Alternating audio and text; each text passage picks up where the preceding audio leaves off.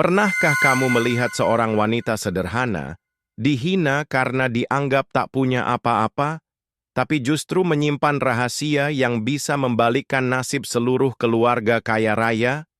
Inilah kisah Lestari, penjual sayur di pasar, yang cintanya diremehkan, hidupnya dipandang rendah.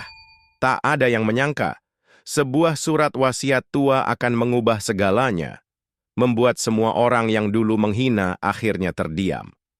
Sebelum kita mulai masuk ke episode pertama, jangan lupa tekan tombol subscribe dan nyalakan loncengnya. Karena cerita ini penuh air mata, kejutan, dan pelajaran hidup yang sayang sekali kalau dilewatkan. Pagi itu, pasar tradisional sudah penuh dengan suara riuh. Pedagang berteriak menawarkan dagangan, ibu-ibu menawar harga, anak-anak berlari kecil di lorong sempit. Di tengah keramaian itu, seorang wanita muda bernama Lestari sibuk menata sayuran di lapak kayunya yang sederhana. Lestari bukan orang yang istimewa bagi kebanyakan orang. Bajunya sederhana, wajahnya polos tanpa riasan, namun matanya selalu memancarkan keteguhan. Setiap ikat kangkung, setiap timun, setiap cabai, ia susun rapi dengan penuh kesabaran. Meski hidupnya keras, ia selalu menyambut pembeli dengan senyum hangat.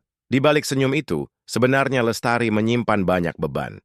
Ayahnya sudah lama meninggal, ibunya sakit-sakitan, dan dialah satu-satunya penopang keluarga. Dari hasil jualan sayurnya yang tak seberapa, ia membiayai obat untuk ibunya dan kebutuhan sehari-hari. Namun, ada satu hal yang membuat hidupnya punya sedikit warna. Seorang pria muda bernama Adrian. Berbeda jauh dengan dirinya, Adrian adalah anak keluarga kaya, lulusan luar negeri, tampan, dan penuh wibawa.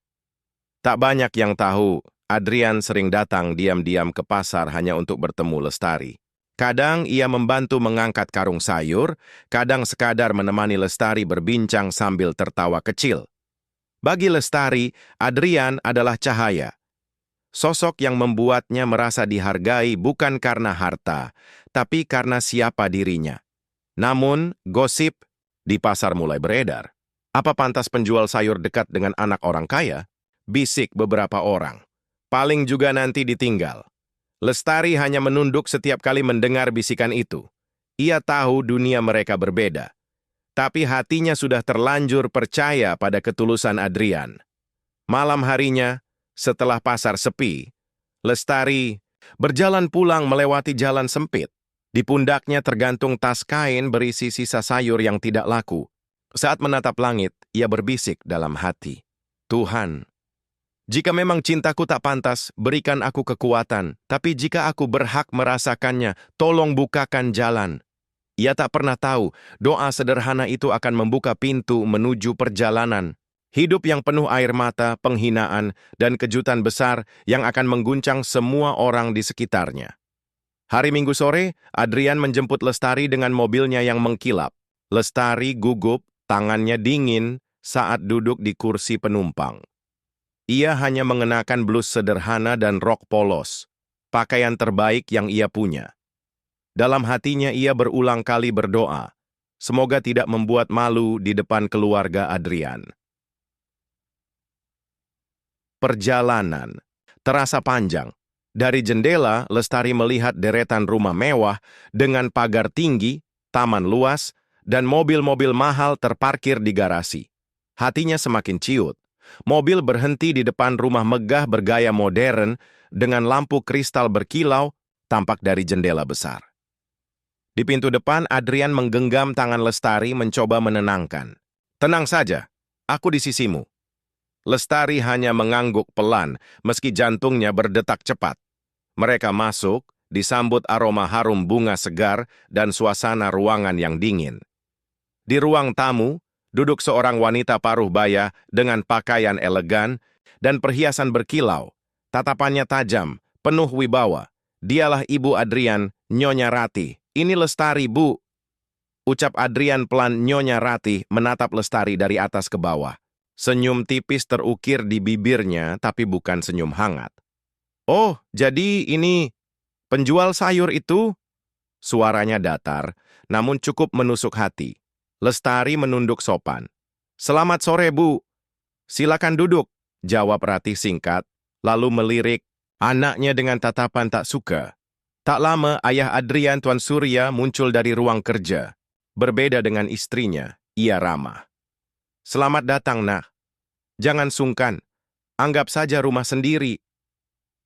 Suaranya menenangkan hati Lestari sedikit. Namun, sepanjang makan malam, Nyonya Ratih terus menanyakan hal-hal yang membuat Lestari gelisah. "Orang tuamu kerja apa? Kamu sekolah sampai mana? Berapa penghasilanmu tiap hari di pasar?" Pertanyaan itu terdengar biasa, tapi nadanya jelas merendahkan. Adrian berusaha mengalihkan pembicaraan, namun ibunya tidak berhenti.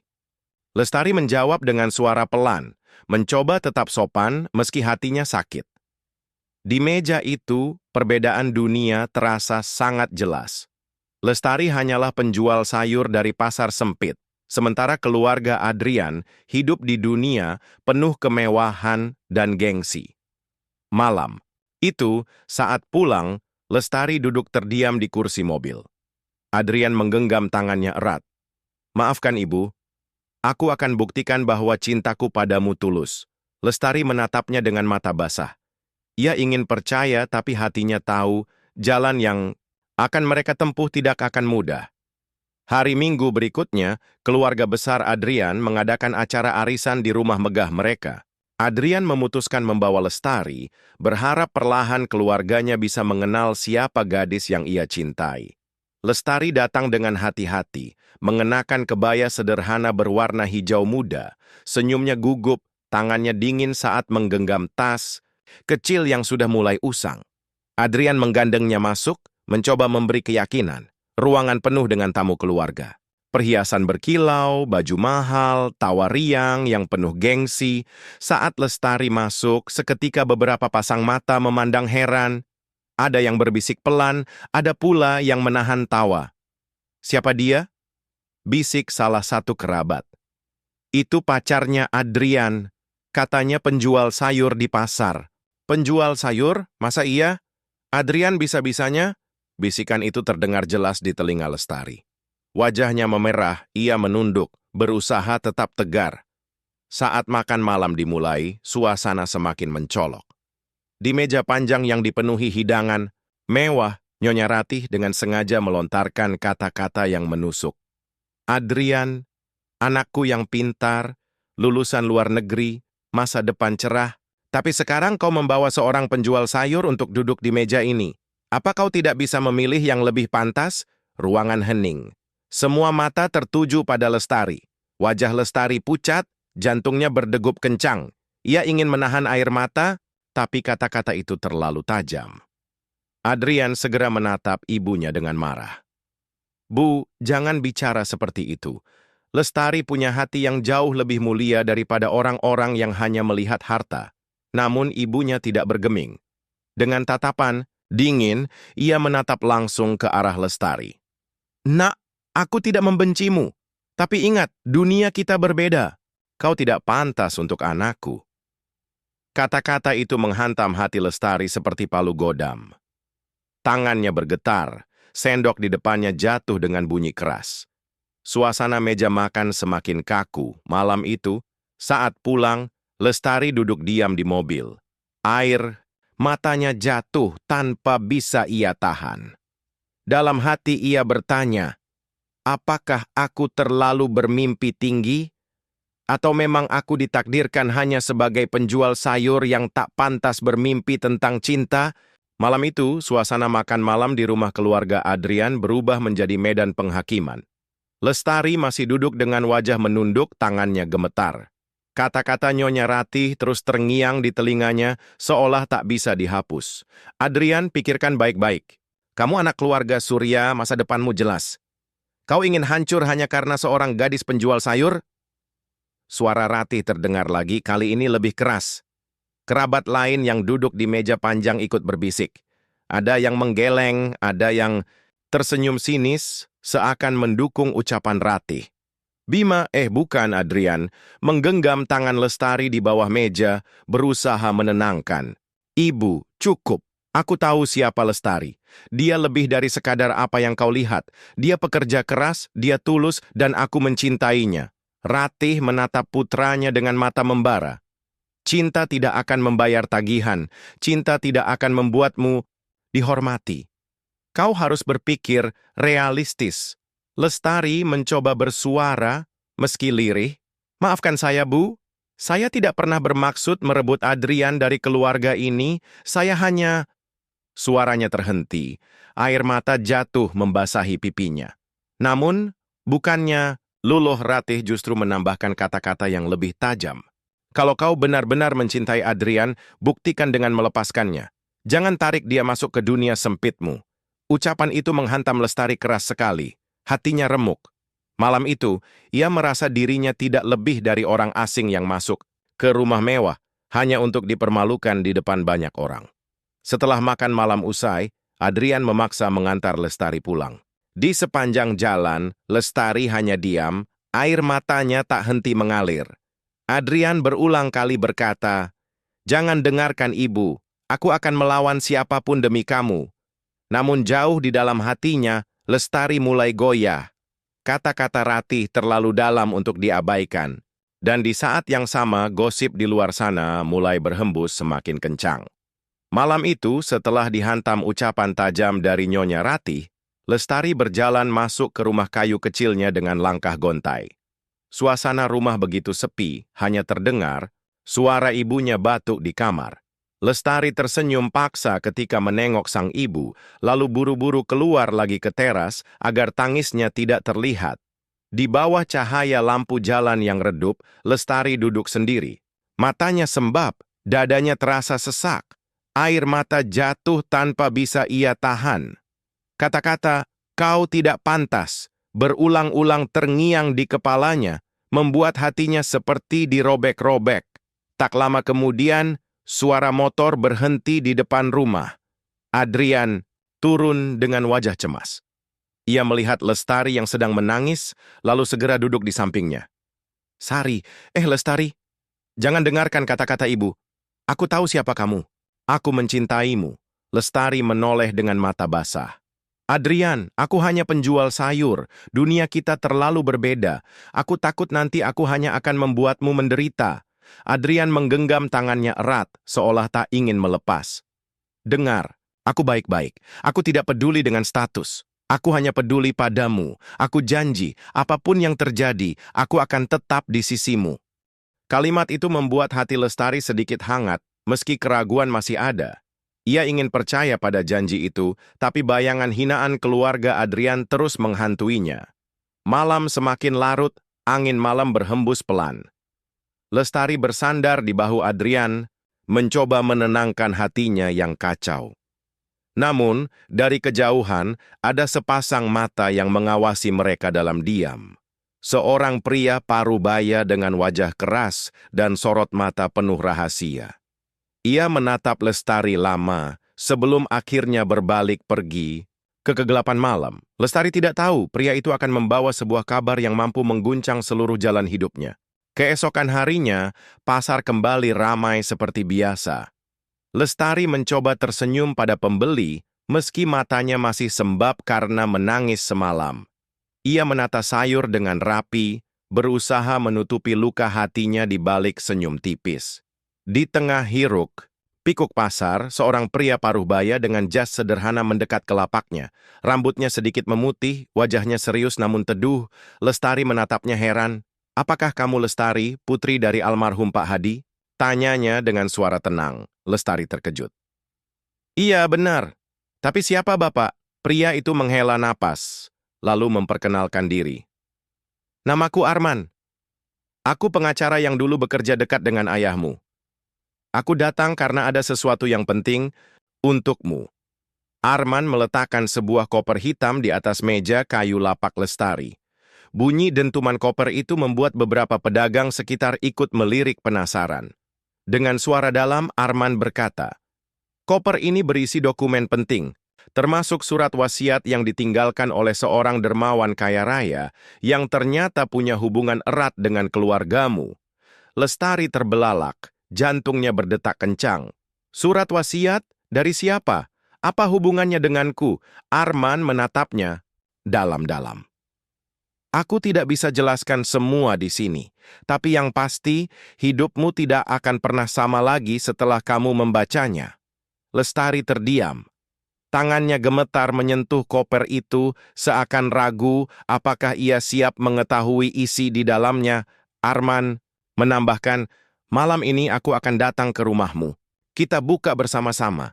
Ingatlah, apapun yang ada di dalamnya, itu adalah amanah besar yang harus kamu jalani. Pasar kembali ramai, suara tawar-menawar terdengar, tapi dunia Lestari seakan berhenti. Ia menatap koper itu dengan hati berdebar. Dalam pikirannya pertanyaan terus berulang. Rahasia apa yang sebenarnya ditinggalkan untuknya? Malam itu, rumah kecil Lestari terasa lebih sunyi dari biasanya. Lampu temaram menyinari ruang tamu sederhana. Meja kayu tua menjadi saksi hadirnya. Koper hitam yang siang tadi dibawa oleh Arman. Dengan tangan gemetar, Lestari duduk di samping ibunya. Adrian juga hadir, wajahnya tegang namun berusaha menenangkan. Arman membuka koper itu perlahan, memperlihatkan beberapa map dan sebuah amplop coklat besar dengan nama Lestari tertulis jelas di depannya. Ini dititipkan khusus untukmu, kata Arman dengan suara berat. Lestari mengambil amplop itu. Saat membukanya, aroma kertas tua langsung menyeruak. Di dalamnya ada surat dengan tulisan tangan yang rapi. Suaranya bergetar saat ia mulai membaca keras-keras. Untuk Lestari, jika kau membaca surat ini, berarti aku sudah pergi. Aku bukan ayah kandungmu, tapi aku punya hutang besar pada keluargamu. Karena itu, aku mewariskan sebagian besar hartaku padamu. Tapi ingat, harta ini bukan hadiah. Ini ujian. Kau harus membuktikan bahwa kau bisa mengelola usaha yang kutinggalkan selama 100 hari. Jika kau berhasil, semua ini sah menjadi milikmu. Jika tidak, harta akan jatuh ke tangan orang lain yang menantikan kegagalanmu. Lestari berhenti membaca, air matanya jatuh. Ibunya terisak, sementara Adrian menatapnya penuh kejutan. Arman menutup koper dengan hati-hati. Lestari, wasiat ini sah di mata hukum. Kau pewaris sah, tapi jalanmu tidak akan mudah. Banyak orang yang akan menentang, bahkan dari keluarganya. Sendiri, Lestari memegang surat itu erat-erat, suaranya lirih namun mantap. Saya hanya penjual sayur, Paman. Tapi jika ini amanah, saya akan berusaha menjalaninya. Untuk ayah, untuk ibu, untuk semua yang percaya pada saya. Malam itu, Lestari sadar, hidupnya tidak akan pernah sama lagi. Dari seorang wanita sederhana, penjual sayur di pasar, kini ia harus melangkah ke dunia yang penuh intrik, ambisi, dan pertarungan harga diri. Dan di luar sana, ada banyak mata yang siap melihatnya jatuh. Beberapa hari setelah surat wasiat itu dibacakan, Lestari resmi diperkenalkan ke perusahaan besar yang diwariskan padanya. Gedung megah bertingkat tinggi berdiri kokoh di pusat kota, sangat berbeda dengan dunia pasar tempat ia biasa menjual sayur. Dengan langkah gugup, Lestari memasuki lobi. Karyawan lalu lalang dengan pakaian rapi, menatapnya heran. Sebagian berbisik pelan, "Itu ya pewaris baru?" katanya penjual sayur. Ada juga yang tertawa kecil, meremehkan. Lestari mencoba menegakkan badan. Meski hatinya berdebar, ia tahu setiap tatapan tajam itu adalah ujian pertama baginya. Di ruang rapat, Arman memperkenalkan Lestari secara resmi. Mulai hari ini, sesuai wasiat Nona Lestari akan menjalani masa uji 100 hari sebagai pewaris sah.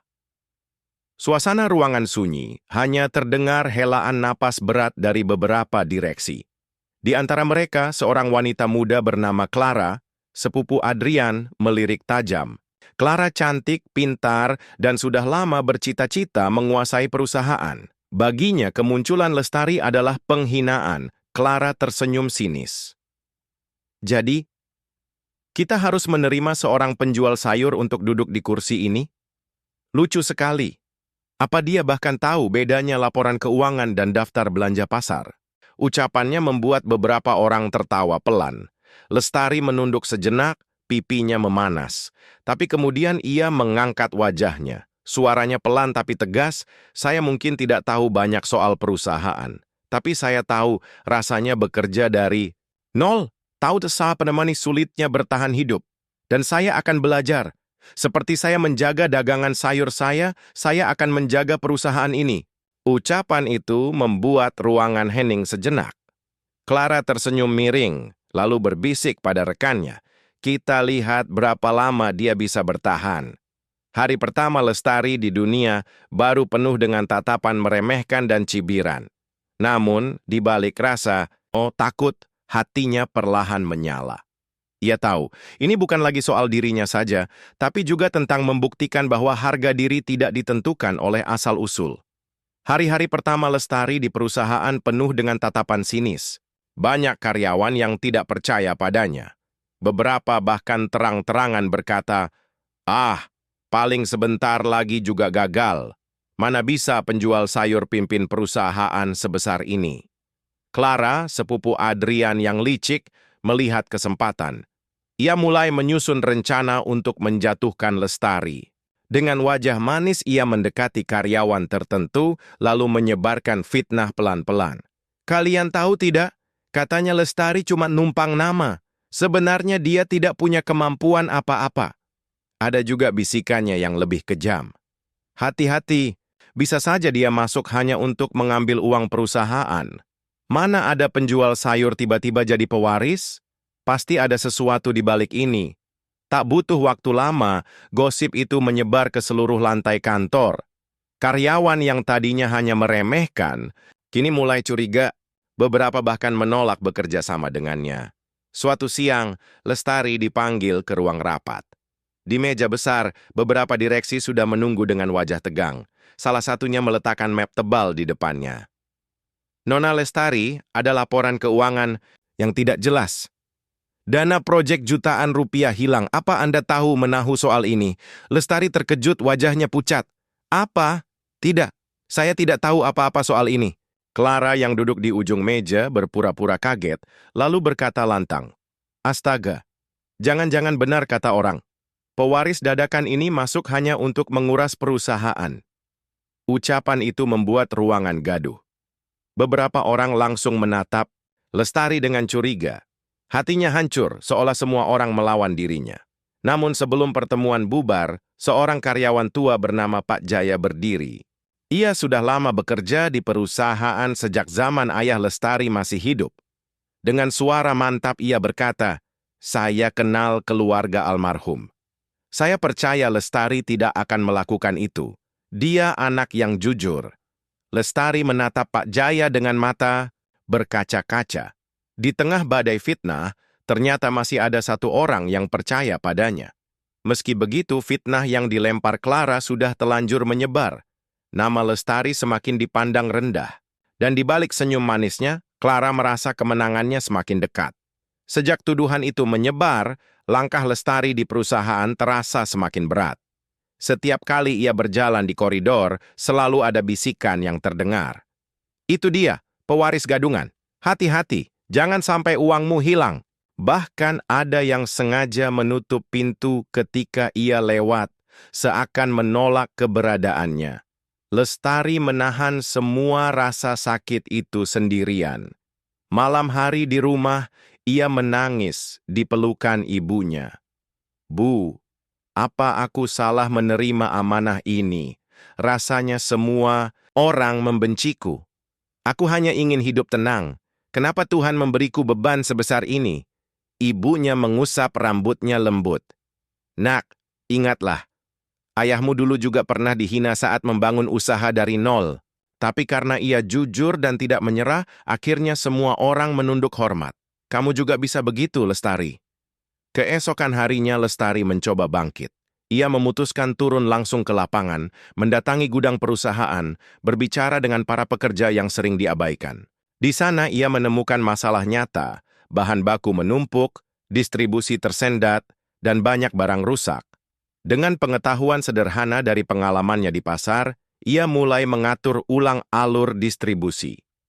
Kalau barang busuk, jangan dibiarkan, menumpuk. Segera sortir, pisahkan yang masih bisa dipakai. Kita atur ulang pengiriman biar tidak sia-sia.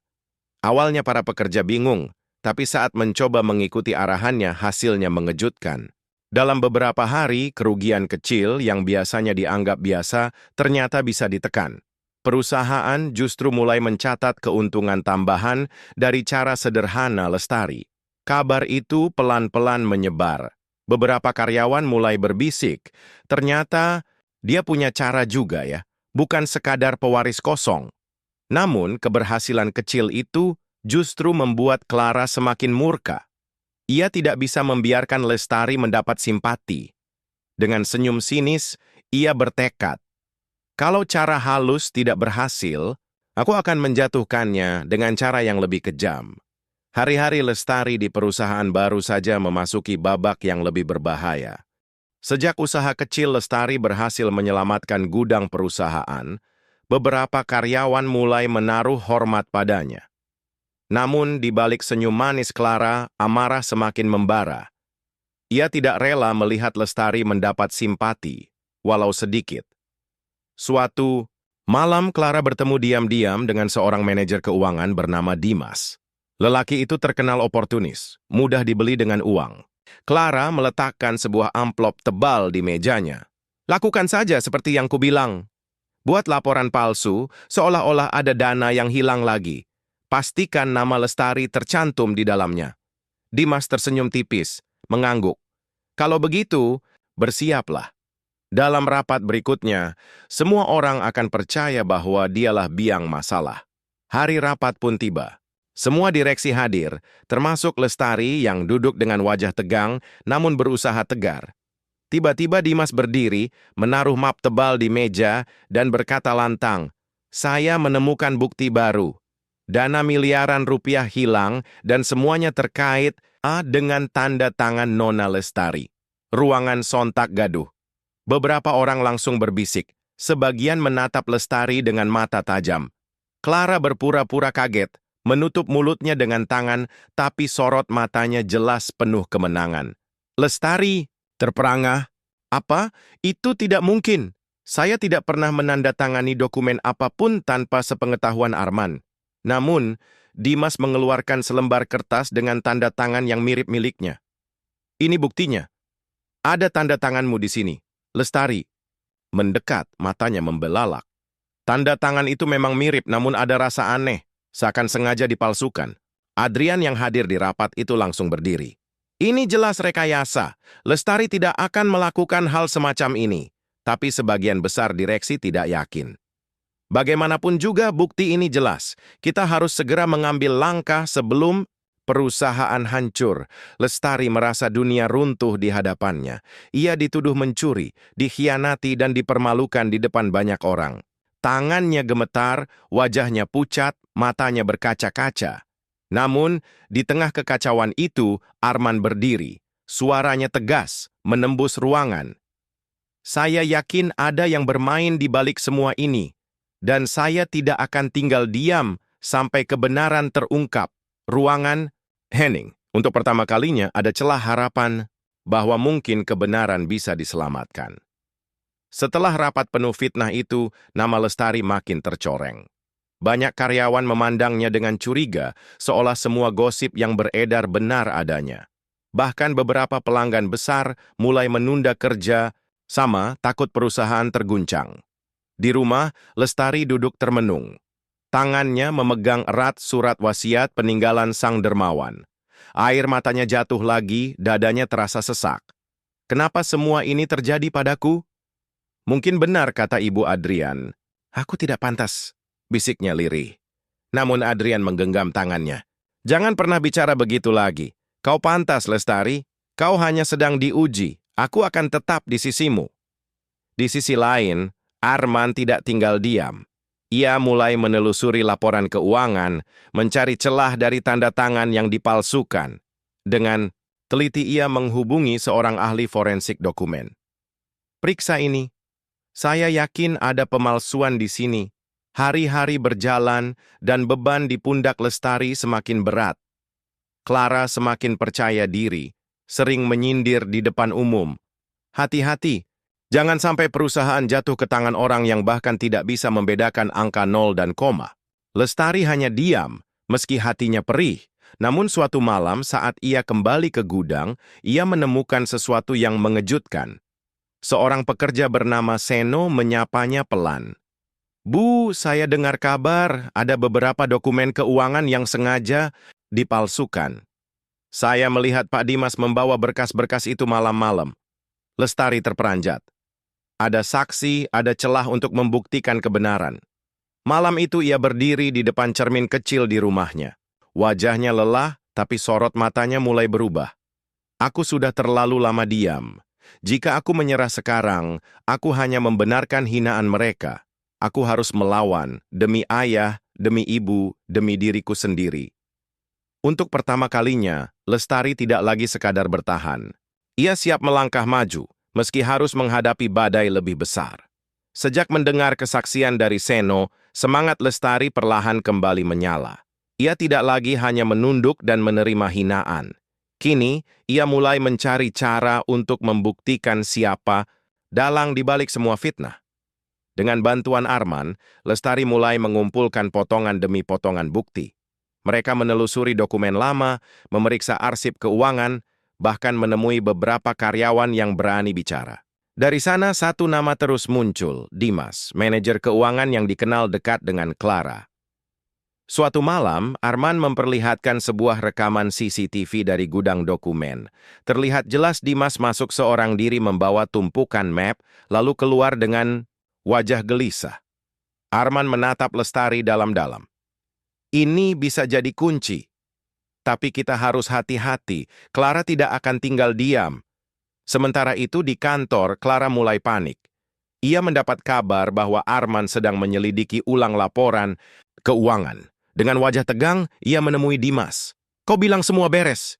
Kenapa mereka masih bisa mencium bau pemalsuan? Dimas hanya bisa menunduk. Tenang, aku akan cari cara. Tapi kalau mereka menemukan bukti asli, kita berdua tamat. Clara menggertakkan gigi, matanya menyala penuh kebencian. Tidak, aku tidak boleh kalah dari penjual sayur itu. Jika perlu, aku akan membuatnya benar-benar hancur di depan semua orang. Hari demi hari, suasana kantor semakin panas. Gosip makin liar, sebagian karyawan mulai ragu apakah fitnah itu benar adanya. Ada yang berbisik. Katanya ada bukti kalau tanda tangan Lestari dipalsukan. Lestari menyadari, waktunya semakin dekat. Jika ia tidak bergerak cepat, Clara akan menemukan cara baru untuk menjebaknya. Malam itu, Lestari berdiri di balkon rumahnya, menatap langit penuh bintang. Dengan suara lirih tapi mantap, ia berjanji pada dirinya sendiri. Cukup sudah aku dihina, aku akan buktikan kebenaran. Aku akan buktikan bahwa darah sederhana tidak berarti hina. Aku adalah putri dari orang yang jujur, dan aku akan membela kehormatan itu. Hari itu, suasana kantor seperti biasa riuh, tapi di balik semua kesibukan, Lestari dan Arman diam-diam bergerak. Mereka mendapat petunjuk baru. Ada satu lemari arsip lama yang terkunci di ruangan bawah tanah perusahaan. Dengan izin resmi sebagai pewaris, Lestari dan Arman masuk ke ruangan itu. Bau debu menusuk hidung, lampu remang membuat suasana terasa mencekam. Setelah berjam-jam membongkar berkas, akhirnya mereka menemukan satu map lusuh bertanda merah. Saat dibuka, Arman terbelalak. Ini dia, laporan asli yang tidak pernah diubah. Semua tanda tangan jelas berbeda dengan yang dituduhkan padamu, Lestari. Ada bukti kalau dokumen terakhir dipalsukan. Lestari memegang kertas itu erat-erat. Matanya berkaca-kaca, tapi kali ini bukan karena sedih, melainkan lega. Akhirnya, ada secercah kebenaran. Namun, tanpa mereka sadari, Clara sudah mencium gerakan mereka. Lewat jaringan orang dalam, ia tahu bahwa Lestari berhasil menemukan sesuatu yang berbahaya bagi dirinya. Di kantor pribadinya, Clara menghentakkan meja dengan marah. Tidak bisa dibiarkan. Kalau bukti itu sampai dibawa ke rapat, aku selesai. Aku harus menjatuhkan Lestari sebelum ia sempat bicara. Malam itu, Clara bertemu kembali dengan Dimas. Dengan suara penuh kebencian, ia berbisik. Besok, kita buat rapat darurat. Aku akan ungkapkan sesuatu yang akan membuat Lestari tidak punya tempat lagi di perusahaan ini. Kali ini, dia benar-benar akan hancur di depan semua orang. Sementara itu, di rumah, Lestari duduk bersama ibunya dan Adrian. Ia menunjukkan berkas asli itu. Wajah ibunya berlinang air mata. Nak, ayahmu pasti bangga. Jangan takut, kebenaran akan selalu menang. Lestari menggenggam tangan Adrian, lalu berbisik dalam hati.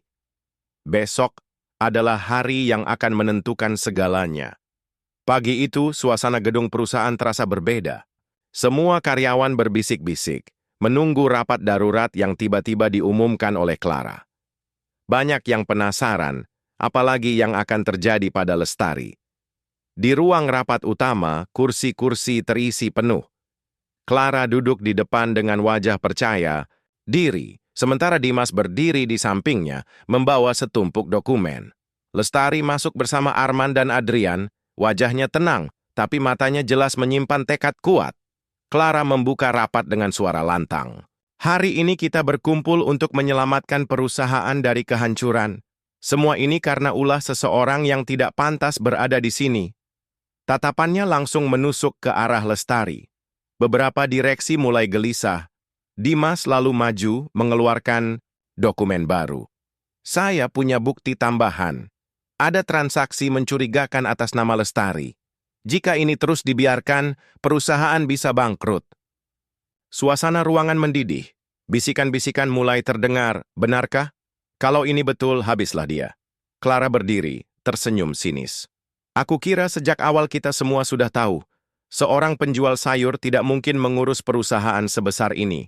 Hari ini, mari kita akhiri sandiwara ini. Lestari menggenggam erat map merah yang dibawanya. Dadanya berdegup kencang, tapi ia tahu inilah saat yang menentukan. Ia berdiri, suaranya bergetar namun tegas. Cukup. Dari tadi kalian menuduhku tanpa memberi kesempatan. Tapi sekarang, biarkan aku menunjukkan sesuatu. Ruangan mendadak hening. Semua mata tertuju pada Lestari. Ia membuka map itu perlahan, memperlihatkan berkas asli yang ditemukan di ruang arsip bawah tanah. Ini laporan keuangan asli. Tanda tangan yang dituduhkan padaku hanyalah palsu. Dan aku punya saksi yang melihat siapa yang memalsukannya. Clara terperangah, wajahnya tegang. Dimas mulai pucat, keringat dingin mengalir di dahinya. Arman menambahkan dengan suara mantap, semua ini akan diverifikasi oleh ahli forensik dokumen. Jadi berhati-hatilah sebelum menyangkal, karena kebenaran tidak bisa disembunyikan. Ketegangan memuncak. Semua menahan napas, menunggu apa yang akan terjadi selanjutnya. Ruang rapat yang tadinya riuh mendadak sunyi. Semua mata tertuju pada dokumen yang dipegang Lestari. Arman menyerahkan berkas itu kepada seorang ahli forensik dokumen yang sudah ia undang diam-diam. Pria paruhbaya itu memeriksa dengan teliti, menempelkan kaca pembesar pada tanda tangan. Beberapa menit yang terasa seperti berjam-jam, akhirnya berbuah hasil. Dengan suara tegas, ia berkata, "Benar, dokumen ini asli, dan tanda tangan yang dipakai untuk menuduh Nona Lestari adalah hasil pemalsuan." Ruangan langsung gaduh. Beberapa direksi yang tadinya ragu, kini terkejut. Ada yang berbisik, jadi selama ini dia difitnah? Lestari menatap semua orang, matanya berkaca-kaca. Aku mungkin hanya penjual sayur, tapi aku tidak pernah berniat merusak perusahaan ini. Aku hanya ingin menjaga amanah. Wajah Clara seketika pucat, namun ia tidak mau menyerah. Dengan suara lantang ia mencoba menyerang balik. Itu bohong. Bisa saja berkas itu juga dipalsukan untuk menyelamatkan dirinya. Tapi saat itu juga, Pak Jaya, karyawan senior yang sudah lama bekerja sejak zaman ayah Lestari, berdiri. Ia mengangkat tangannya dan berkata, "Saya saksi. Saya melihat sendiri Dimas masuk ke ruangan arsip malam-malam membawa map. Tidak ada alasan lain selain untuk memalsukan dokumen." Semua mata beralih pada Dimas. Lelaki itu gemetar. Wajahnya basah oleh keringat. Clara berbisik cepat ke telinganya, "Jangan goyah. Katakan saja semua itu fitnah." Namun, Dimas tak sanggup lagi. Dengan suara lirih, ia akhirnya berkata, saya hanya disuruh. Clara yang memerintahkan saya." Ruangan sontak bergemuruh. Direksi saling berbisik, sebagian menatap Clara dengan tajam. Clara berdiri, wajahnya merah padam, berusaha menyangkal. "Tidak, itu fitnah. Kalian semua percaya pada orang lemah ini?" Tapi kali ini, suara Clara terdengar kosong. Semua orang sudah melihat siapa yang sebenarnya berdusta. Lestari terdiam, air matanya jatuh. Bukan karena kalah, melainkan karena beban yang selama ini ia pikul mulai terasa terangkat. Namun ia tahu, meski kebenaran mulai terungkap, perjuangannya belum selesai. Setelah pengakuan Dimas, suasana rapat berubah kacau. Semua mata kini tertuju pada Clara. Wajahnya merah, tangannya gemetar menahan amarah. Ia merasa seluruh rencananya runtuh di depan banyak orang. Dengan suara tinggi ia berteriak, "Kalian semua dibutakan oleh air mata penjual sayur itu. Aku yang seharusnya duduk di kursi pewaris. Aku yang paling layak memimpin perusahaan ini, bukan dia." Direksi terdiam, sebagian hanya menggeleng tak percaya. Arman dengan tenang menjawab, "Clara, berhentilah. Semua bukti sudah jelas. Perusahaan tidak butuh pemimpin yang penuh tipu daya." Tapi Clara semakin kalap. Ia tiba-tiba meraih map merah, berisi dokumen asli dari tangan meja rapat, lalu mengangkatnya tinggi. "Kalau bukti ini tidak ada, kalian tidak akan pernah bisa membuktikan apapun," teriaknya. Semua orang terperanjat. Lestari spontan berdiri, wajahnya panik. "Clara, jangan lakukan itu!" Namun Clara sudah berlari ke arah pintu, hendak menghancurkan dokumen itu. Adrian mencoba menghalangi, tapi Clara mendorongnya dengan kasar hingga hampir jatuh. Di saat genting itu, Pak Jaya berdiri di depan Clara, menatapnya tajam. "Cukup, aku sudah melihatmu tumbuh, Clara, tapi aku tidak pernah menyangka kau bisa sekejam ini." Clara berhenti sejenak, matanya penuh air mata bercampur amarah. "Aku hanya ingin diakui. Selama ini aku selalu dibandingkan, selalu dianggap tidak cukup. Sekarang, ketika aku hampir berhasil, semuanya direbut olehnya." Lestari maju perlahan, suaranya lirih namun menyentuh. "Clara, kalau kau ingin diakui, kenapa harus dengan cara menghancurkan orang lain? Kita bisa berdiri bersama tanpa harus saling menjatuhkan." Ruangan hening. Clara menggenggam map itu erat, hatinya diguncang oleh kata-kata Lestari. Tapi sebelum ada jawaban, suara direksi pecah. "Kami sudah cukup. Clara, mulai hari ini kau tidak punya tempat lagi di perusahaan ini." Wajah Clara hancur. Ia menatap semua orang, lalu menatap Lestari dengan sorot mata penuh kebencian sekaligus kesedihan.